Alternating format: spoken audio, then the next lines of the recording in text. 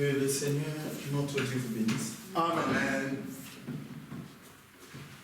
Nous remercions encore le Seigneur pour cette grâce qu'il nous fait d'être dans sa maison. Amen. Qu'il vous bénisse d'être venus nombreux pour écouter sa parole. Amen. Nous croyons qu'il va nous assister. Amen. Quand vous êtes debout, nous profitons pour lire la parole de Dieu. Je remercie encore mon bien-aimé frère Kanda pour cette confiance qu'il m'a fait en me cédant encore une fois de plus la chair aujourd'hui. Que Dieu vous bénisse et que votre anniversaire soit vraiment béni. Amen. Nous sommes heureux de vous voir vieux et surtout toujours un chrétien, c'est ça le plus important. Que Dieu soit loué. Amen. Nous lisons dans notre texte Marc chapitre 11.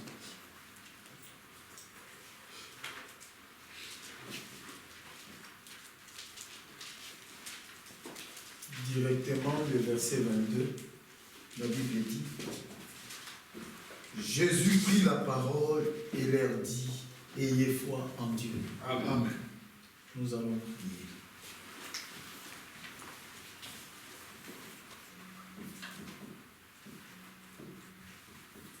À la croix, où j'ai reçu le pardon, le fardeau de mon cœur est ôté, je ne crains plus, car je suis racheté et je chante à celui qui m'a sauvé. À la croix,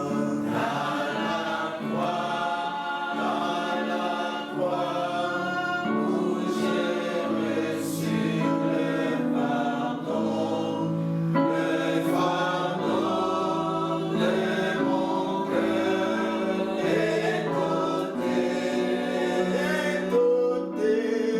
je ne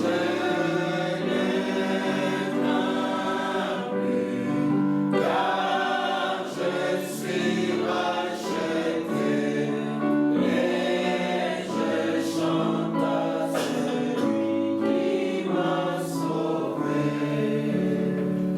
Tendre Père Céleste et Dieu Tout-Puissant, nous voici encore une fois de plus en ces lieux cet après-midi pour écouter ta parole.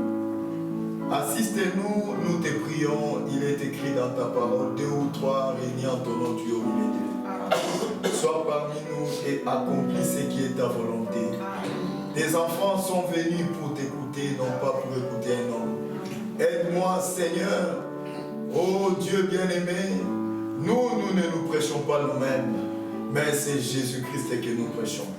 Nous te prions de bien vouloir t'emparer de ma bouche, Seigneur, de tout ce qui est à moi, Seigneur. Amène-moi dans les lieux célestes et parle à ton peuple. Que l'honneur et la gloire te reviennent au nom puissant de Jésus-Christ. Amen. Amen. Que Dieu vous bénisse et vous assoie.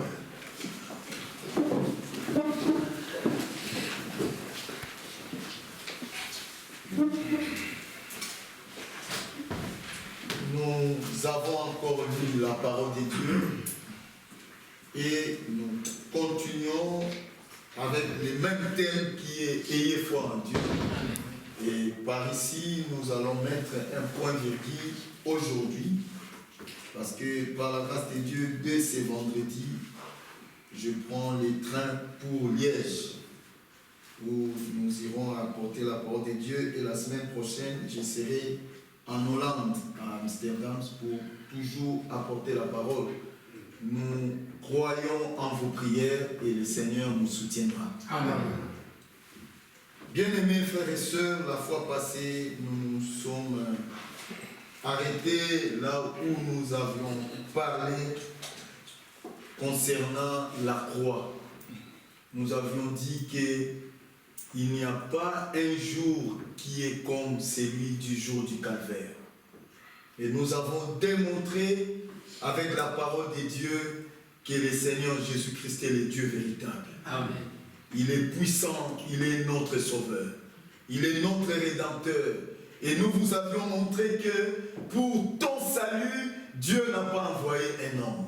Pour ton salut, Dieu n'a pas envoyé un quelconque libérateur. Mais il est venu lui-même et il t'a sauvé. Amen.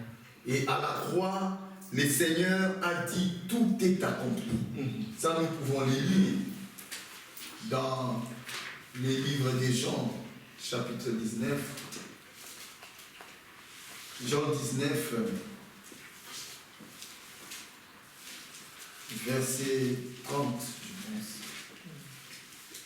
La Bible dit, quand Jésus eut pris le vinaigre, il dit, tout est accompli. Amen. Et baissant la tête, il rendit l'esprit. Avant de mourir, il a dit, tout est accompli. Donc il a achevé l'œuvre que Dieu lui avait donné de faire. Il a accompli la rédemption. Il a réconcilié l'homme avec son Dieu. Il a ouvert les chemins qui devaient nous amener vers le ciel. Ces chemins, mes frères et sœurs, vous les savez. En Éden, il y avait un arbre qu'on appelait l'arbre de vie. Quand Adam et Ève péchèrent, Dieu a envoyé les chérubins.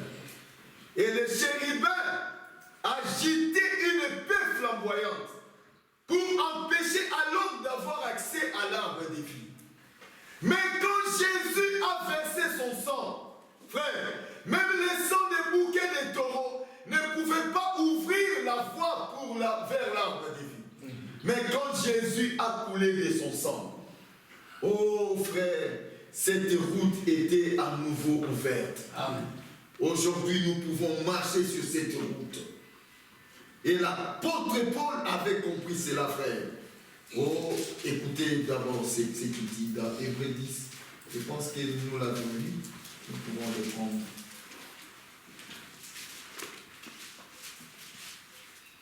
Hébreux chapitre 10, verset 19.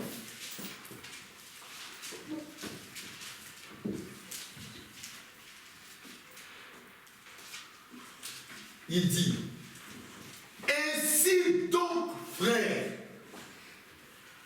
puisque nous avons, c'est pas que nous aurons, mais nous avons, même ce matin, cette écriture est valable pour toi. Amen. Ainsi donc, frères, puisque nous avons au moyen du sang de Jésus une libre entrée dans les sanctuaires par la route nouvelle et vivante qu'il a inaugurée pour nous au travers du voile, c'est-à-dire de sa chair. Amen. Amen. Aujourd'hui, nous avons une libre entrée dans les sanctuaires. Là où c'était difficile, là où c'était impossible qu'un mortel puisse entrer, là où c'était par année une seule fois, et les souverains sacrificateurs devaient se purifier pour accéder à cet endroit. Il devait amener avec lui les sangs des bouquets de taureaux, les sangs qui représentaient tout le peuple qui avait offensé la parole de Dieu. Mais aujourd'hui, nous avons une libre. Donc une liberté nous est donnée d'entrer dans les sanctuaires. Frère, les sanctuaires, c'est là où les saints des saints descendent. C'est là où le Dieu Tout-Puissant, dans toute sa gloire, il descend. Donc il est présent dans les saints des saints. Et Paul dit, puisque nous avons une libre entrée dans les sanctuaires, par la route nouvelle et vivante, qu'il a inaugurée pour nous au travers de sa chair. Bien-aimés frères et sœurs, cette route est ouverte pour toi. Cette route est ouverte pour moi. Et c'est à nous deux d'avoir foi en Dieu pour entrer là-bas. Bien-aimés frères et sœurs, à cause de ton incrédulité.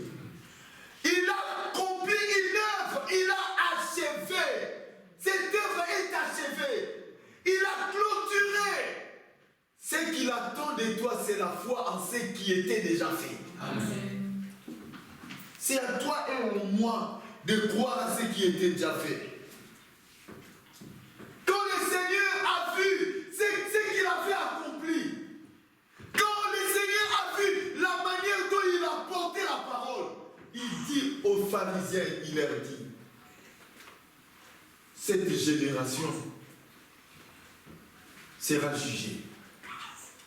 Parce que la reine du Midi, quand elle a entendu parler seulement de Salomon, de la sagesse que cet homme de Dieu avait, elle a quitté les contrées lointaines pour aller là-bas, sur des chevaux. Elle a souffert pour arriver là-bas, à cause du don de Dieu dans Salomon. Et Jésus leur dit, mais maintenant vous avez plus que Salomon. Mais vous ne croyez pas. Aujourd'hui, frères et sœurs, moi et toi avons reçu plus que Salomon.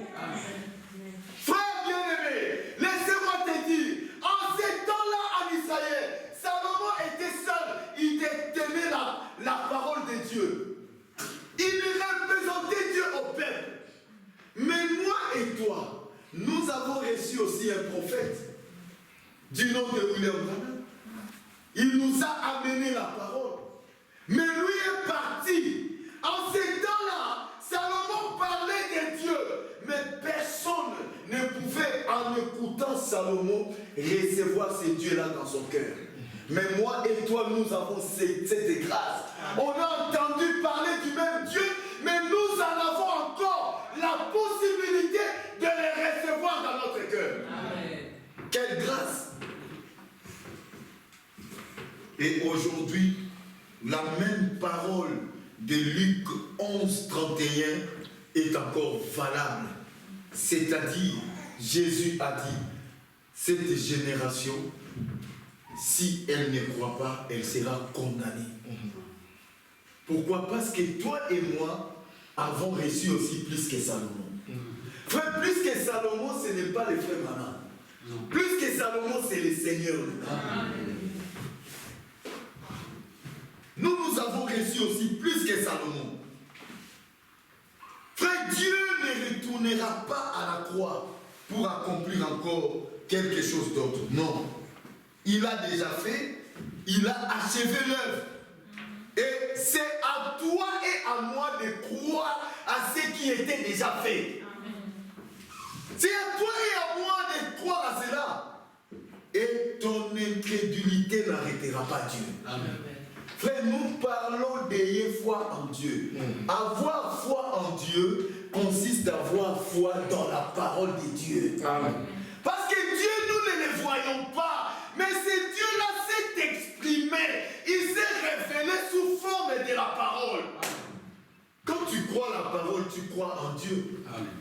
C'est pourquoi, du temps de Jésus, les gens qui prétendaient croire Dieu, Jésus dit à cette femme samaritaine que femme, l'heure vient, elle est déjà venue.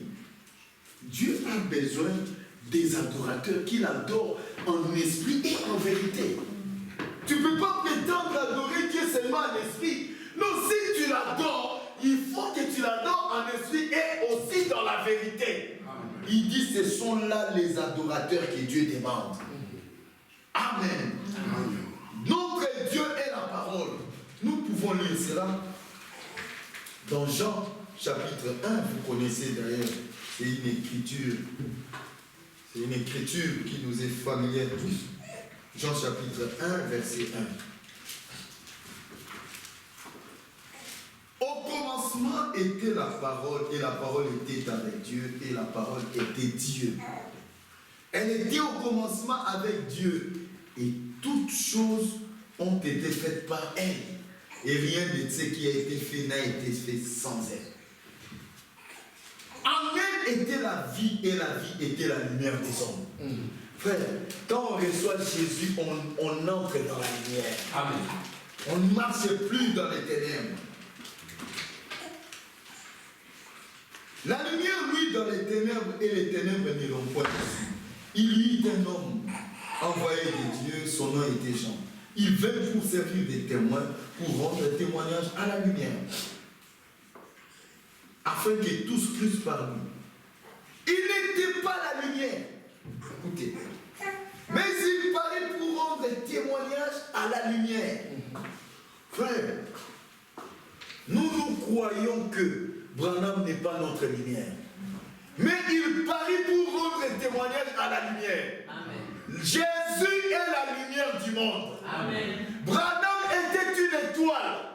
Et vous remarquerez que l'étoile n'a pas sa propre lumière, mais l'étoile reflète la lumière du soleil. C'est pourquoi les mages, quand ils sont arrivés là-bas à Jérusalem, ils se sont écriés: où est le roi des Juifs qui vient de naître? Car nous avons vu son étoile à Noria, mais nous sommes venus pour l'adorer. Nous aussi, frères, aujourd'hui, nous nous demandons, mais où est le Seigneur Jésus-Christ, la parole de notre temps? Car nous avons vu son étoile à Kentucky, mais nous adorons Jésus. Amen. C'est ça. Et nous venons pour l'adorer. Amen. Mais qu'est-ce qui arrive, frère? Ce qui est drôle aujourd'hui, frère, il y a de l'embouteillage même dans la parole de Dieu. Frère, remarquez, frère, le roulage, le policier des roulages qui se tient là sur la route, il n'a qu'une seule mission, c'est de montrer aux gens les chemins. Le policier se tient là, il a des gestes. Il faut être attentif aux policiers pour connaître les chemins. Amen, amen, amen. Il peut faire ça. Vous savez qu'il vous montre cette direction. Mais toi, les chauffeurs, tu es là. Le policier fait ça. Toi, depuis que tu étais là, oh mon prophète. Mais tu crées l'embouteillage. Les gens doivent passer, aller sur les chemins. Amen. Amen. Oh mon prophète, si tu n'étais pas venu, il te siffle même. Suivez les chemins. Oh non, moi je t'aime plus que je dis. Suivez les chemins. Amen. Les hommes de Dieu nous montrent les chemins. Amen. Mais notre objectif, c'est de marcher sur les chemins. Amen. Les mages ont dit: où est le roi des Juifs qui vient de naître? Car nous avons vu son étoile à Noria et nous sommes venus pour l'adorer. Nous aussi, frères, nous avons entendu la vérité. Nous sommes venus pour adorer Jésus. Amen. C'est ça. C'est lui notre centre d'adoration. Amen. Il n'y en a pas deux comme lui. Non. Il n'y en aura jamais. Il lui dit: écoute, ô Israël, l'Éternel ton Dieu, il est unique. Amen. Tu l'aimeras de tout ton cœur, de toute ton âme et de toute ta pensée. Mon frère, ma soeur, tu dois aimer Jésus plus que ton mari. Mon frère, tu dois aimer Jésus plus que ta femme. Ma soeur, tu dois aimer Jésus plus que ton père. Tu dois aimer Jésus plus que tes enfants. Si ce n'est pas le cas, tu es un idolâtre. Nous devons l'aimer plus que tout. Parce que ce qu'il a fait pour nous, qui pouvait le faire? Qui pouvait le faire? Frère, même Luc, il aime bien sa maman. Mais si j'ai dit à ma sœur Liliane de mourir pour toi, Luc, détrompe-toi, elle ne veut pas accepter. Mais Jésus est mort pour nous. Amen. Quel amour! C'est un amour, frère. On ne peut pas mesurer ça. C'est pourquoi quand nous chantons, nous disons l'amour de Dieu est si merveilleux. Comment il est? Il est si haut qu'on ne peut surmonter. Il est si bas qu'on ne peut renverser. Il est si large qu'on ne peut contourner. Frère, Jésus est au-dessus de tout pour nous. Amen. Que Dieu vous bénisse. Amen. Ayez foi en Dieu. Amen. Bien-aimés, cette foi que nous devons avoir dans la parole de Dieu, elle doit être une foi réelle, une foi saine, une foi pure, une foi qui ne se mélange pas avec les doutes. Dieu déteste les doutes, frère. Imagine-toi, même toi, mon frère, tu as un enfant dans ta maison qui ne fait que douter de tout ce que tu lui dis. Frère, cet enfant-là va souffrir. Même si c'est mon propre enfant, mais il doit comprendre que l'autre est mieux que lui. Parce que lui, il ne croit même pas en moi. C'est de la même manière avec Dieu. C'est ça. Toi, tu ne crois même pas en Dieu. Comment attends-tu recevoir de lui quelque chose? Quand on ne croit pas en quelqu'un, c'est-à-dire on n'a pas confiance en lui. Et la foi, c'est la confiance que nous avons en quelqu'un. C'est pourquoi Dieu dit à ses disciples, quand Pierre s'est étonné de voir que le figuier était séché jusqu'aux racines, il dit, Seigneur, regarde le figuier que tu as maudit, a séché jusqu'aux racines. Jésus prit la parole et leur dit, ayez foi en Dieu. Amen. Ayez foi en Dieu, mon frère, ma soeur. Dieu peut faire avec toi les choses au-delà de ce à quoi tu penses. Dieu est capable, frère. Dieu attend que nous puissions nous disposer comme un mari. Frère, imagine-toi, un ange est apparu. Il dit, salut Marie, tu deviendras enceinte, tu enfanteras un fils. Marie n'a pas douté, mais elle a quand même posé la question. Il dit, mais comment cela se fera-t-il? Parce que je ne connais point d'homme. L'ange lui dit, la puissance du Très-Haut te couvrira de son ombre. Marie n'a pas demandé, c'est quoi la puissance du Très-Haut? Alors quand ça va me couvrir de son ombre, ça sera comment? La puissance sera là? Non, elle n'a pas posé de questions. Elle a dit, je suis la servante du Seigneur. Qu'il me soit fait selon ta parole. Amen. Donc, c'est-à-dire, si ta parole n'agit pas, moi je suis incapable. Je ne peux rien produire. Frère, sans Jésus, nous ne pouvons rien faire. Amen. C'est ça. Nous devons arriver à ce point-là. De dire, je suis le servant du Seigneur. Je suis la servante du Seigneur. Qu'il me soit fait selon ta parole. Frère, même pour vivre la parole, demandez la grâce de Dieu. Amen. Amen. Il n'y a personne qui s'est converti lui-même. Frère, un jour, un homme de Dieu passait quelque part. Il voit un frère de son église. Il pleurait là, il était saoul. Il était vraiment ivre au vrai sens du mot. Frère, alors cet homme-là dit à son pasteur, pasteur, regarde là où je suis. Et son pasteur était là. Il était resté là, stupéfait. Il est regardé. Il dit, mais c'est toi qui m'as converti. Maintenant, regarde là où je suis. Et son pasteur lui a dit, tu as bien dit que c'est moi qui t'a converti. Parce que si c'était Jésus qui t'a converti, tu ne te retrouverais pas dans cet endroit. Amen. Frère, ici nous venons pour que Jésus nous change. Amen. Parce que lui, quand il change, frère, il y a deux changements qui s'opèrent dans les églises aujourd'hui, surtout du message. Il y a un changement par les hommes de Dieu, mais il y a un véritable changement par la parole de Dieu. Amen. Là, c'est une œuvre que Dieu fait. Et quand ça s'opère, c'est dans le cœur. Même si on te prend, on te jette dans la forêt équatoriale, tu vivras la parole parce que c'est un changement qui vient de l'intérieur. Mais si c'est un changement local, comme je suis de l'assemblée de Boxal, à Boxal on n'aime pas, à Boxal on n'aime pas, à Boxal on n'aime pas. Alors je vis pour plaire les frères et sœurs de Boxal. Dès que je suis en Australie, il n'y a personne qui me connaît. Mais les lois de Boxal sont liées à Boxal. C'est pourquoi nous n'avons pas une loi dans une église. Nous avons la parole de Dieu comme une loi. Et la parole de Dieu est internationale. internationale. Que tu sois en Australie, c'est la même Bible. Que tu sois à Bruxelles, c'est la même Bible. Que tu viens à Kinshasa, c'est la même Bible. Que tu ailles aux États-Unis, c'est la même parole.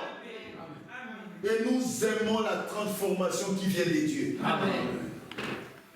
Parce que la transformation qui vient de Dieu demeure. Frère, la Bible dit, c'est lui qui a commencé cette bonne œuvre en vous, la rendra aussi parfaite. Quand Dieu commence, frère, quand Dieu commence, soyez-en sûrs que c'est lui qui l'achèvera. La Bible dit, c'est les mains des Zorobabel qui ont fondé cette maison. Et ses mains l'achèvera. Amen. Amen. Nous croyons, frère, que notre Dieu, quand il commence quelque chose, il doit l'achever. Il nous demande d'avoir foi en lui. Et cette foi doit être la foi comme un grain de sénévé. Je vais lire ça. Il a dit à ses disciples dans Matthieu chapitre 17, 19 à 20. Matthieu 17. Les disciples sont partis chasser les démons sur un enfant qui était épileptique. Alors les démons n'est pas partis. Alors ils sont partis vers Jésus. Matthieu 17, 19 à 20. Alors les disciples s'approchèrent de Jésus et lui dirent, en particulier, pourquoi n'avons-nous pu chasser ces démons? C'est à cause de votre incrédulité, leur dit Jésus. Je vous le dis en vérité, si vous aviez de la foi comme un grain de sénévé, vous diriez à cette montagne, transporte-toi d'ici là, et elle se transporterait. Rien ne vous serait impossible. Frère, vous savez maintenant pourquoi Jésus parle du grain de sénévé. Les grains de sénévé, c'est ce qu'on appelle aussi les grains de moutarde. Ces grains-là, c'est un grain qui est le plus petit de tous les grains qui existent sur la terre. Mais ce grain a une particularité. Ces grains n'acceptent pas l'hybridation. Ces grains de sénévé, tu peux les jeter où que tu veux. Il va éclore. Et ça va pousser toujours. Et il se développe. Il est un grain de légumes, mais quand il pousse, il devient jusqu'à atteindre la hauteur d'un arbre de plus de 80 mètres. C'est ça les grains de sénévé. C'est pourquoi Jésus a dit, si vous aviez la foi comme un grain de sénévé. Donc, même une très petite foi, je ne sais pas si je peux retirer ça. Même le frère en parle. Dans la prédication, il faut en Dieu. Je ne sais pas. Oh, ok, je n'avais pas prévu ça. Voilà, c'est ça. Voilà. La foi en Dieu. Et il faut en Dieu, paragraphe 18. Il dit, je commence un peu plus haut, au paragraphe 18. Jésus a dit, ayez foi en Dieu. Voyez combien c'est vital. Frère, écoutez. Même maintenant, vous dites, ma foi est petite. Et je suis sûr que Dieu ne verra pas ma foi. Elle est trop petite. Écoutez, il a dit, si vous aviez la foi de la taille d'un grain de sénévé, c'est le plus petit de tous les grains. Mais, étant moi-même un garçon d'errant, qui a étudié l'agriculture, le grain de sénévé est un grain qui ne se mélange pas avec les autres grains. C'est entièrement le sénévé et cela restera le sénévé. Amen. C'est ça la foi que nous devons avoir. Alléluia. Quand tu crois dans la parole de Dieu, que cette foi ne soit pas mélangée avec autre chose. Elle doit rester que la foi dans la parole de Dieu. Amen. Et il se peut que vous n'ayez pas assez de foi pour qu'un miracle soit accompli sur vous. Mais si vous avez la foi comme un grain de sénévé, donc une très petite foi, accrochez-vous à cela. Cela vous conduira à la lumière et cela ne se mélangera à rien d'autre. Peu importe ce que quelqu'un d'autre dit, vous continuez à croire cela. Amen. Amen. Peu importe ce que déclarent les symptômes que vous avez. Tu as une maladie, tu as le sida, tu le sais que tu as le sida, et tu vois les symptômes. Il y a des histoires qui poussent sur ton corps. Ce sont des symptômes que toi tu vois. Mais ayez foi en Dieu. Amen. Croyez que par ces maîtres-ci, tu es guéri. Amen. Ce n'est pas ton problème. Peu importe les symptômes. Les symptômes, c'est par la vue que tu regardes. Mais la foi, c'est pas par la vue. La foi est une substance tout autre. Ça va au-delà de la vue. Amen. La foi regarde à l'écriture. Ne regarde qu'à la parole. La foi ne donne raison qu'à ce que Dieu a dit dans sa parole. Amen. La foi reconnaît que tout homme est menteur. Comme l'écriture le dit. Qu'au contraire, tout homme soit reconnu pour menteur. Romains chapitre 4, je pense. Et Dieu sait pour vrai. La foi reconnaît que tous les hommes, ce sont des menteurs. Et la foi reconnaît que seul Dieu est la vérité. Seul Dieu dit des choses vraies. Vrai, frère. Peu importe ce que déclarent les symptômes. Même si vous alliez chez le médecin, il dit vraiment, avec cette maladie, en tout cas, tu ne pourras plus vivre pendant 5 ans. Toi, rentre dans ta maison, oh, dis gloire à Dieu, parce que la Bible dit. Frère, la foi nous ramène toujours à l'écriture. Amen. Amen. Quand une pensée négative arrive, la foi te dit, tu es une fille de Dieu. Regarde à la parole. Amen. Dieu dit dans sa parole. C'est ça la foi en Dieu. Et tu t'accroches à cela. Frère, cette foi-là est inébranlable. Cette foi-là, personne ne peut la déraciner en toi. Tu y es ancré, tu es attaché à Jésus-Christ. Et quand Jésus te tient, la Bible dit, c'est qu'il lui tient. Personne ne peut l'arracher. Amen. Quand tu es dans sa main, mon frère, ma soeur, tu es un victorieux, tu es une victorieuse. Amen. Parce que la main de Dieu, oh frère, c'est une main qui n'est pas courte. Même si tu pars au Congo, la main de Dieu est sur toi. Partout où tu es, que tu sois dans l'avion, frère, ayez foi en Dieu. Amen. Même quand tu t'engages dans une affaire, c'est pourquoi nous les chrétiens, nous faisons tout conformément à l'écriture. C'est pas pour rien que la Bible dit, faites tout au nom du Seigneur. Amen.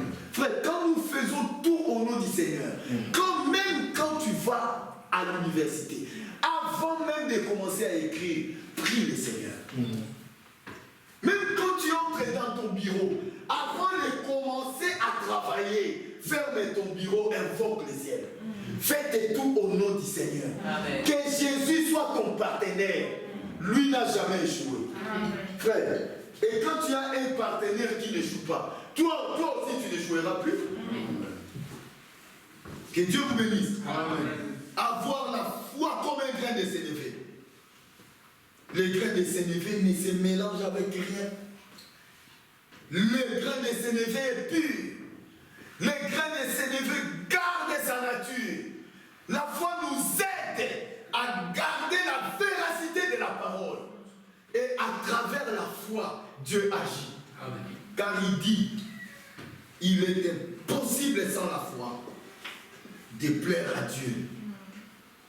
Oui, bien-aimé. Et même l'église de Dieu aujourd'hui, si elle est une église invincible, c'est parce que cette église est battue sur la foi de Jésus-Christ. Amen. La Bible dit, Jésus a dit à Pierre, tu es heureux, dans Matthieu 13, tu es heureux, Simon, fils de Jonas. Car ces choses, ce ne sont pas la chair et le sang qui te l'ont révélé, mais c'est mon Père qui est dans les cieux. Et moi, je t'ai dit que tu es Pierre, Mais sur ces rocs, sur cette révélation de la parole, je bâtirai mon église. Amen. Frère, nous ne sommes pas notre église. Nous sommes l'église du Dieu vivant. Amen. Cette église est bâtie par Jésus lui-même.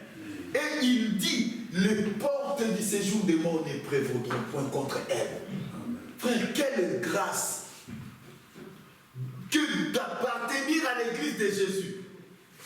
Une église invincible. Quel que soit le cas, frère, c'est pourquoi n'ayez pas honte d'amener ta requête ici.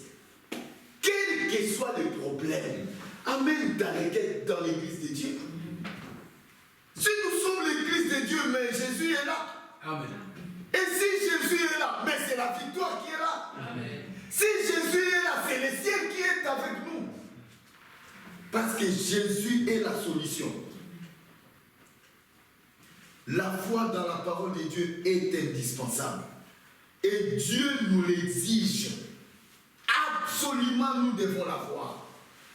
Et la foi, la frère, ne croit pas à travers de ce qu'elle voit, de ce que tes yeux voient. Non. La foi dans la parole de Dieu regarde à l'invisible. La foi donne raison à ce que Dieu a dit. Tout ce que les hommes racontent, c'est du mensonge pour la foi.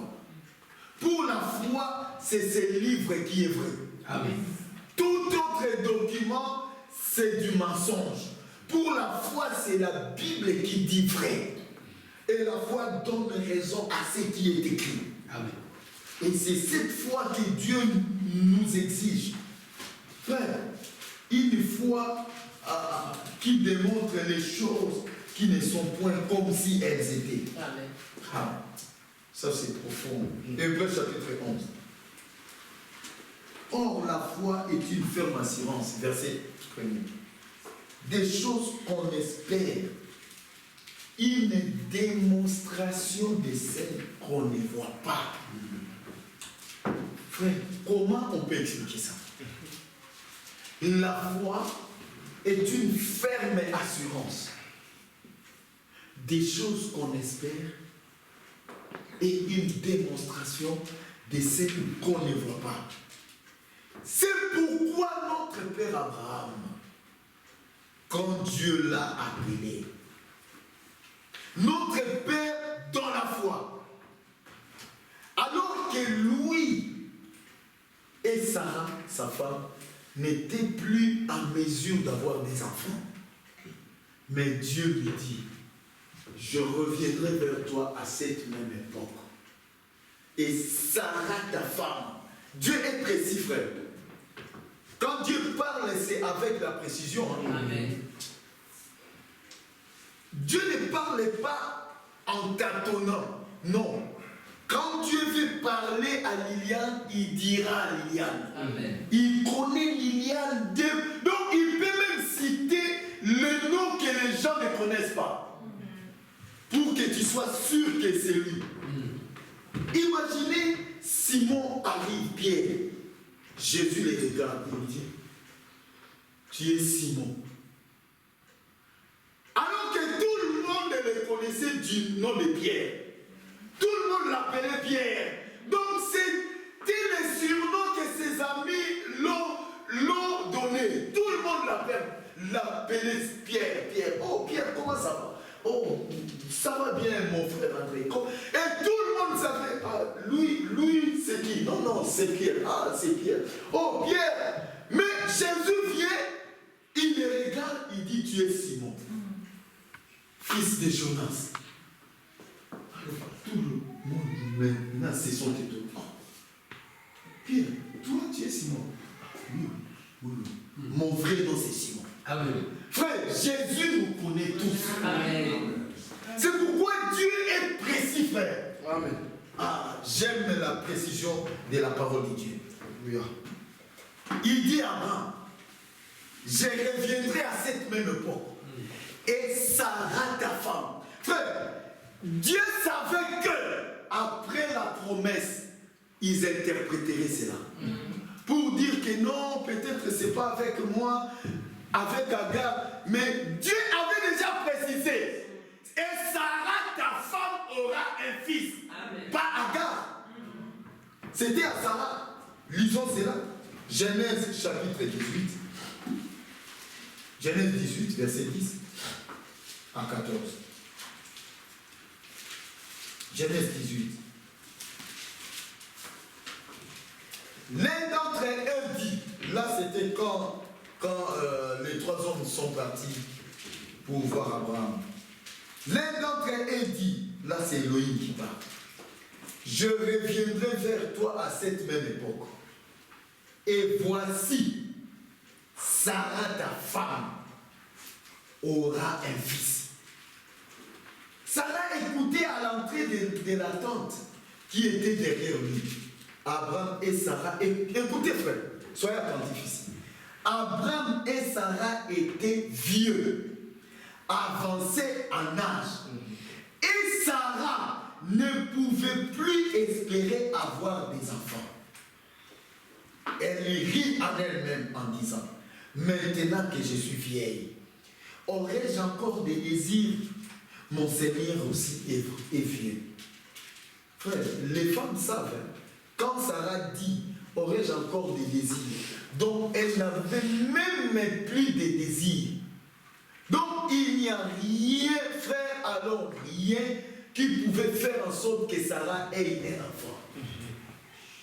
Frère, une femme qui se marie presque à 40 ans, quand elle était encore jeune, tout allait bien, la chaleur était là, elle était avec son mari, Dieu ne dit rien, il est silencieux. Il totalise 50 ans. Il pouvait partir chez un médecin et le médecin l'examine, il dit à Abraham, non, soyez calme. Elle vient à peine de totaliser 50 ans.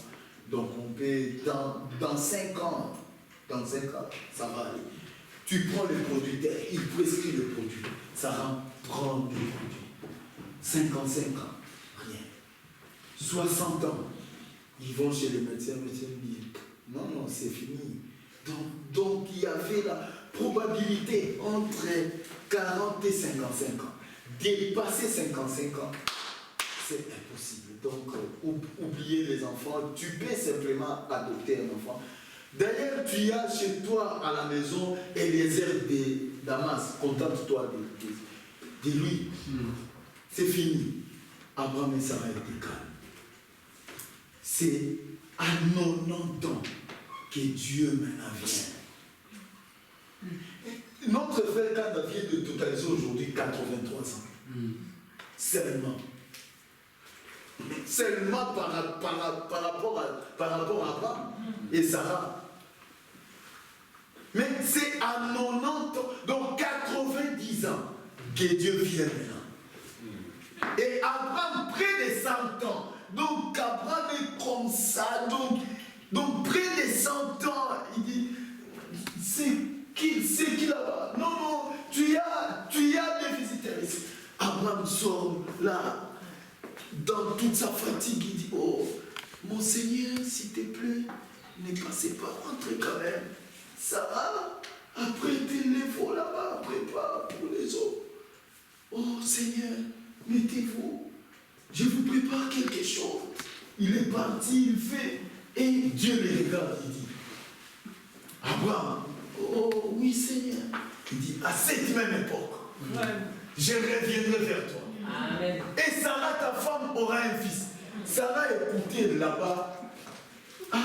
Elle dit, Abraham, il dit quoi? Oh non, tu auras un fils. Oh, arrêtez. À cet âge ici, 90 ans déjà. Frère, les choses de Dieu, c'est comme une aventure, mais c'était des réalités. Amen. Amen, amen. Amen. Frère, et Abraham ne douta pas. Abraham dit, merci Seigneur.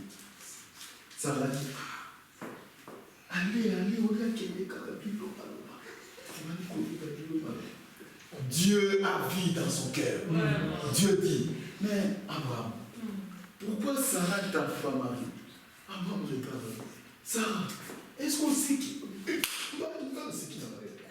Dieu dit, au contraire, elle arrive. Sarah dit, non. Abraham, est-ce que en tout cas, dans cet âge que j'ai, est-ce que je peux encore me moquer de quelqu'un? En tout cas, c'est finalement. Malgré ça, comme la bouche de Dieu avait parlé, Amen. Ça s'est accompli. Amen. Frère, quand Dieu parle, ce n'est pas ton attitude qui va l'empêcher de l'accomplir. Alléluia. Amen. Quand Dieu dit quelque chose, sa parole est irrévocable. Amen. Sa parole est irrévocable. Frère, quand Dieu dit que Sarah, ton mari sera tel, ou bien Luc, ta femme sera telle, que tu montes ou que tu descends. Même si tu vas en Australie, tu deviens le président de la République, tu te maries même, si c'était la bouche de Dieu qui avait parlé, cette femme-là mourra. Et tu épouseras celle que Dieu avait dit. La parole de Dieu est irrévocable. Amen. Quand Dieu dit, cela est ainsi. Amen. Ne regarde pas aux circonstances. Cela arrivera. Absolument comme Dieu l'avait prévu. Amen. Sarah arrive, elle a douté.